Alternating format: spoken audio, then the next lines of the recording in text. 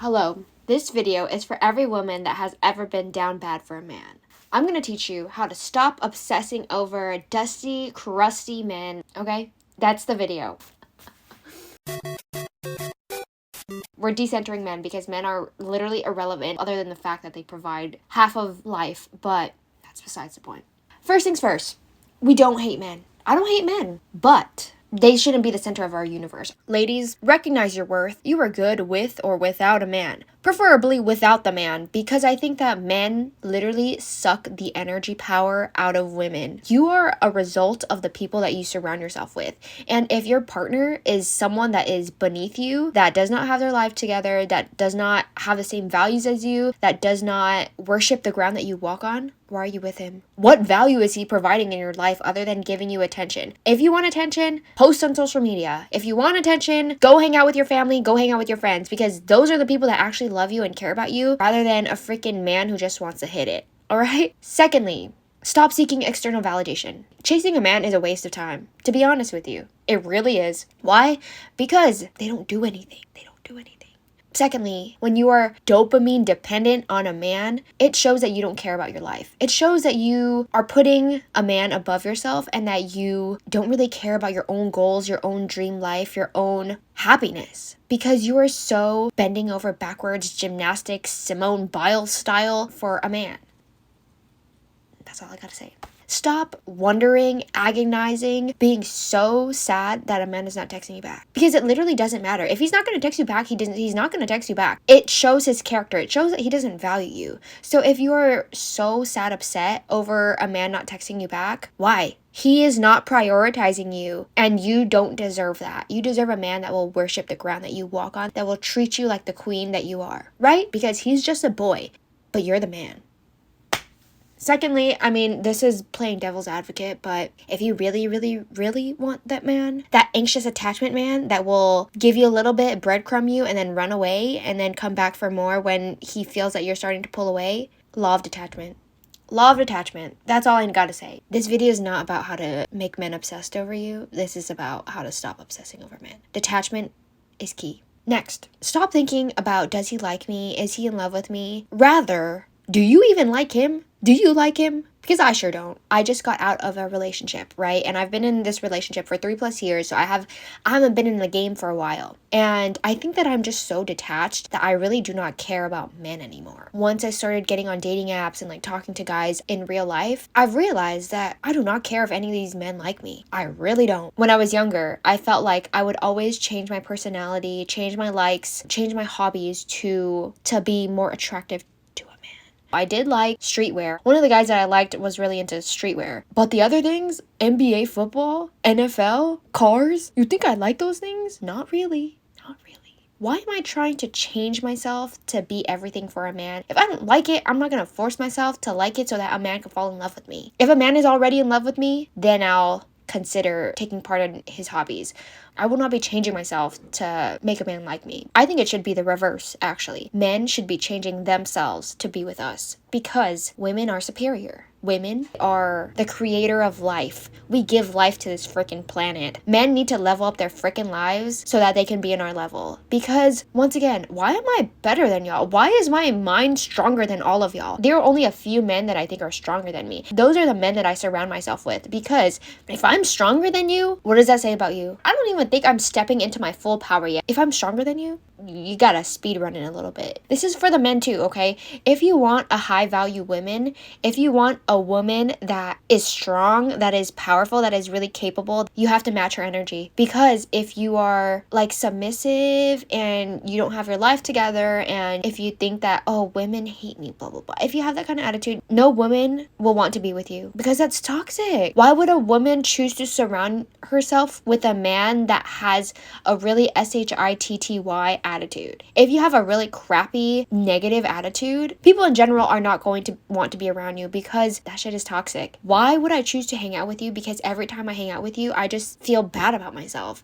I just feel like my life sucks. No, I'm not gonna willingly choose to feel negatively. Let's divulge a little bit from the mindset thing and let's talk about who are you really. Find that girl again. Find your inner self again. Let me tell you a little story. I was in a relationship for about 3 years, I think. So that's 3 years of my life, 3 years of my 20s, my prime. I really did not prioritize my own interests and my own hobbies and goals because I was with a man. So now that I am out of this relationship, I feel like I am free to be myself again. And that is the most beautiful thing that I think a woman can have, is the capacity to be herself outside of a man. When you start to be yourself and when you start to cultivate your own life, that is when I think women are the most beautiful, because they don't need a man. They really do not need a man. And they are prioritizing themselves over anybody else in their lives. Prioritizing myself, my goals, my hobbies, my dreams, the kind of life that I want to live, putting all those things above everyone else. It's being a little bit selfish, but I need that. I have been giving too much of myself to everyone else that I started to lose track of the things that I wanted, right? I started to half-ass all my goals. I started to half-ass everything in my life because I was so centered around a man, around giving this man support when I couldn't even give that support to myself. You are not on this earth to be everything else for a man and be nothing for yourself. I have been starting to engage a lot in uplifting extracurriculars and just creating my own exciting life. Engage in things that you like. What do you like? What kind of extracurriculars make you happy? What are good ways that you can have fun in life? Because that's the whole point of life, right? Is to have fun. Something that really has helped me is self-betterment hobbies. Working out. One of my childhood best friends, she loves the gym. She loves working out. Every time I'm like, what do you do when you're sad? She's like, I work out. And I'm like, okay, I'll try that. I started to be more consistent in working out. And I'm like, this is why people are obsessed with exercise. This is why people love going to the gym. It makes you feel so much better and it redirects your energy from being in this like low level, low vibration, stuck energy of, oh man, my life sucks. My life is not working out. This man is not texting me back. These things are not happening to me.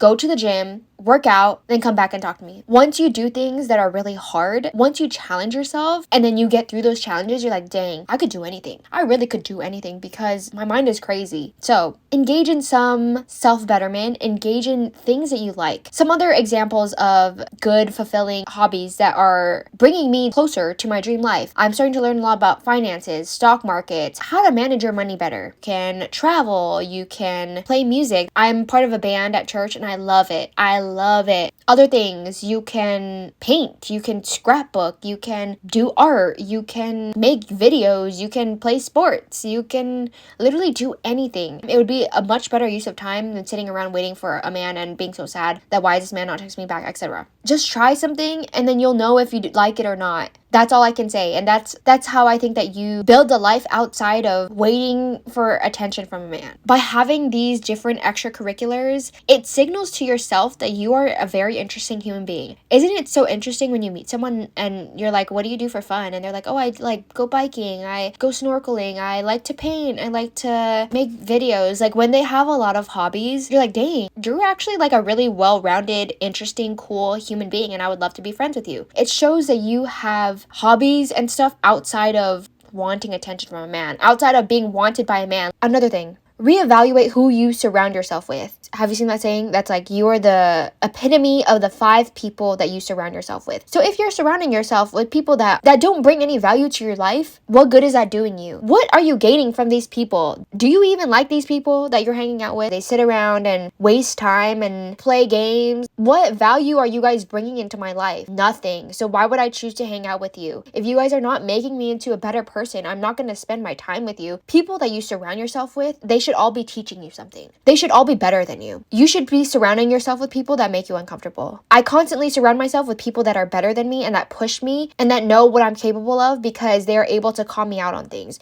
They're able to shape me into a better human being because they have traits that I like. They have traits that I want and that I want to learn from them. When you are surrounding yourself with people that give you nothing, that teach you nothing, you're literally wasting your time. I'm being so serious right now. You need new friends. Honestly, you need new friends. You need new communities. You just need to surround yourself with better people. Lastly, water your garden and the butterflies will come. What I'm saying with this quote is that when you start to pour into yourself, when you start to focus on yourself and prioritize yourself, when you start to put yourself first, that's when people realize and they're like, oh dang, she's becoming a better version of herself. They know. People can feel that energy shift. People can tell when you are putting in the work to become a better version of yourself. When you continue to put yourself first and you pour that energy that you've been giving to that dusty man, when you redirect that energy, men will flock to you because men love high value women. Men love women that put themselves first. To be honest with you, it's so attractive to have a woman that is like determined, that knows her goals, that knows who she is, does not bend over backwards for a man, right? Because when you do that, it just signals desperate energy. And people don't like that. You just have to constantly be putting yourself first and watering your own garden. When you are leveling up, you will attract people that will match your level. You cannot allow everyone to have your energy, to be honest with you. If you're not matching my standards, I'm not wasting my time with you. I do think that we have to start being really picky and stop accepting the bare minimum from men. Be conscious of where you're spending your time, because if you are wasting your time on dusty men, I don't know what else to tell you. Just because a man likes you does not mean that they are entitled to your precious time and energy, because time and energy is the only resource that you cannot get back. Money, you can get back. Physical resources, you can always get that back. But your time and energy, you can't get that back. Where your attention goes, your energy flows. Directing your attention to something like a man, something that is low vibration, that does not serve you in any way, that's what you're going to attract back into your life. It's not doing you any good. So be picky, be conscious of where you're spending your time. Don't give your energy around to everyone. Be selective. This is the last point. If you did not listen to anything I said in this video, listen to this, okay? Ladies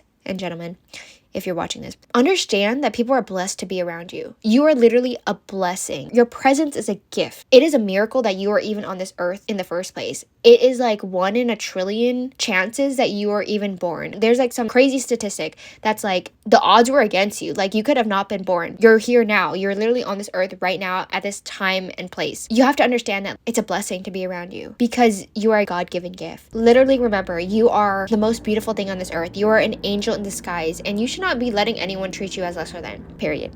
Okay, that's all I got for today. See you guys. Hopefully that was not too cuckoo crazy, but that's just my brand. So see you guys next time.